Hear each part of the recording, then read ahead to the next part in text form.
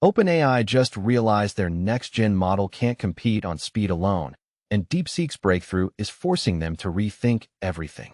And here's the thing. This isn't about which AI is smarter. It's about a fundamental shift in how the AI industry measures winning, and it's happening right now. Let me back up. For the last 3 years, we've been obsessed with raw intelligence. Bigger model, more parameters, better answers. That's been the whole game. ChatGPT-4 beat everything because it could reason harder. But something changed in late 2024 when DeepSeek dropped R1, and suddenly the conversation wasn't about capability anymore. It was about something way more practical: speed. DeepSeek R1 isn't the smartest model on the planet. OpenAI's models are still sharper on a lot of tasks. But DeepSeek can do reasoning. Actual chain-of-thought reasoning, the kind of deep thinking we thought only the biggest, most expensive models could do, at a fraction of the latency. And it costs way less to run. That's a problem for OpenAI because latency is everything in the real world. Think about it like this. You're using an AI assistant at work, and you ask it a complex question. If it takes 30 seconds to think and respond, you've already switched tabs. You've already moved on. But if it takes 3 seconds, you're still there. You're in the flow. The experience feels instant, feels alive, feels like you're actually collaborating with something intelligent instead of waiting for a machine to process. That's where DeepSeek won the plot. Their inference speed, how fast they can spit out an answer, is genuinely competitive with models that cost 10 times more to train. They did it by rethinking how reasoning actually works. Instead of scaling to infinity like everyone else, they found a smarter path through the problem space. It's elegant, and it's terrifying for every company that's been betting on bigger equals better.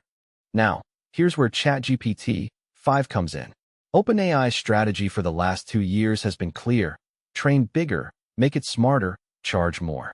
That worked when you were the only one with real intelligence at scale. But intelligence without speed is a liability now. If your model thinks deeper but makes the user wait, you lose. And DeepSeek proved that you don't have to choose anymore. So what does OpenAI actually need from DeepSeek? Not a literal partnership, though who knows, that could happen. What they need is the validation that speed matters and the competitive pressure to innovate differently. Because right now, the way forward for ChatGPT-5 isn't just making it smarter. It's making it faster while keeping it smart. It's about inference optimization, better routing of queries, smarter caching, maybe even smaller models for certain tasks. This is the unsexy engineering work that doesn't make headlines. It's not, we trained a 10 trillion parameter model. It's, we cut latency by 60% without losing accuracy. But in 2025, that's more valuable than raw intelligence. Here's what's actually happening in the industry right now. Everyone's realizing that the speed wars are where the real competition is. Google has Gemini, and they're obsessed with latency because they run search. Meta's building Llama, and they care about speed because they deploy at scale.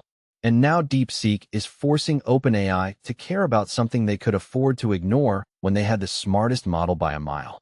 The survival thing I mentioned, it's not that ChatGPT-5 will fail if it's slow. OpenAI's got the brand, the distribution, the API integration everywhere. But they'll lose market share in the segments that care most about responsiveness: coding assistance, real-time customer service, interactive tutoring, anything where latency kills the user experience. And that's a massive segment.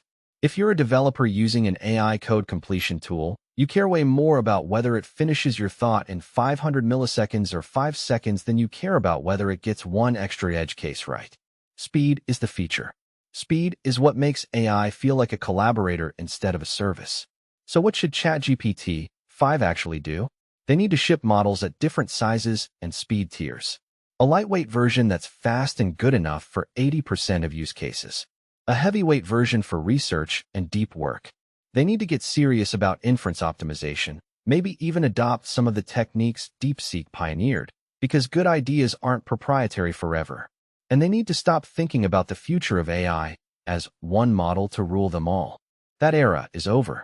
DeepSeek didn't just make a faster model.